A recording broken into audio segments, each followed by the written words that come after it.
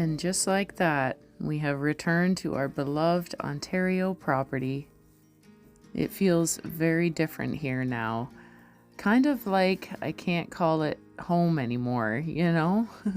There is not a drop of snow, and the temperatures are climbing into the teens this week. Such a contrast to the landscape we embraced on Cape Breton Island only days ago.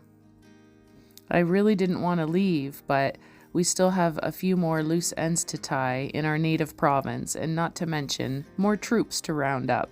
One being our youngest daughter, and the other being our cherished pets.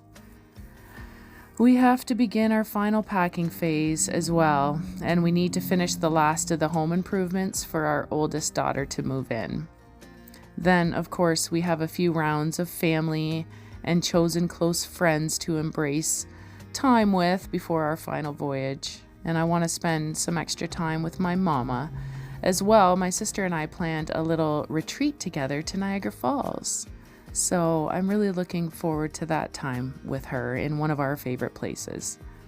My sister and I hold a lot of memories in Niagara, actually, but this time we are trying something new.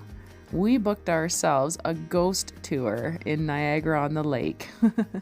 How fun is that, eh?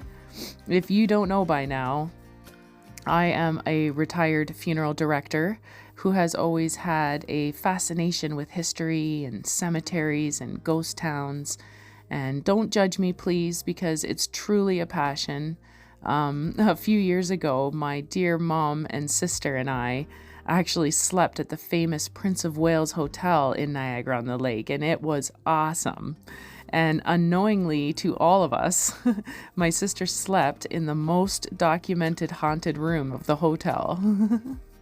She said she had the best sleep ever, and Mom and I laughed super duper hard over that. Oh, it was such a good time.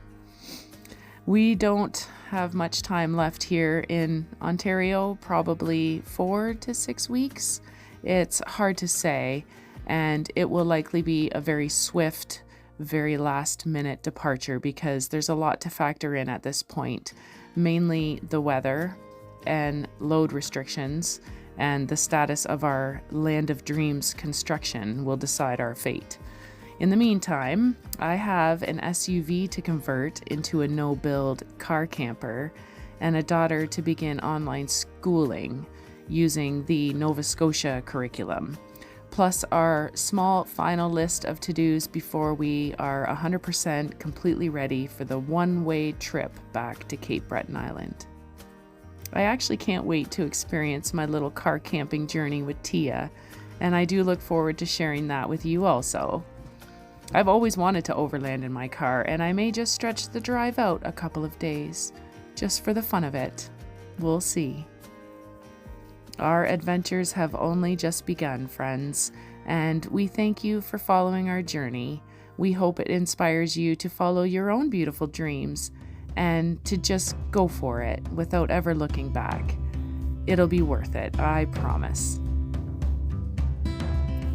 Coming up on Boring Bethany, homeschooling, cabin builds, wilderness living, what our future looks like, and what is on the line. See you soon, friends.